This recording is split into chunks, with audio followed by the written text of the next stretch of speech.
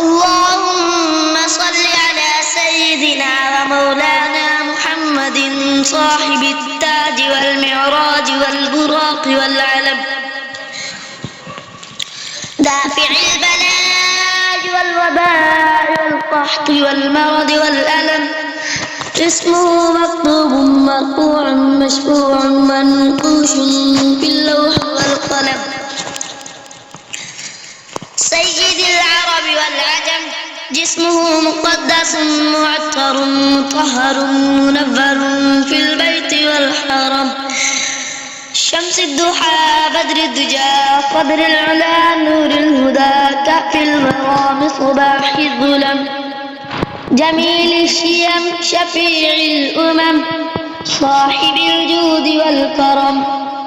والله عاصمه وجبريل خادمه والبراق مركبه والمعراج سفره وسدرة المنتهى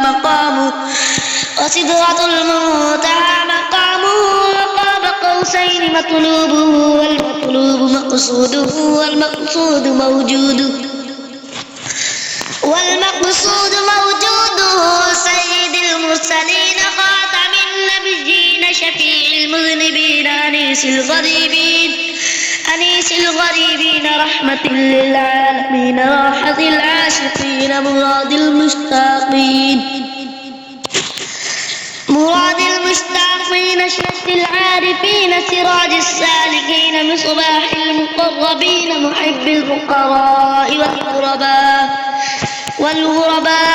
والمساكين سيد الثقلين نبي الحرمين إمام القبلتين وصيلتنا في الدارين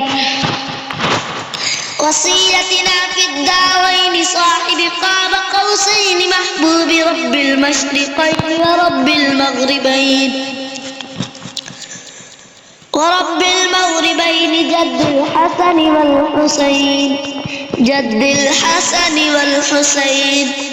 جد الحسن والحسين مولانا ومولى الثقلين أبي القاسم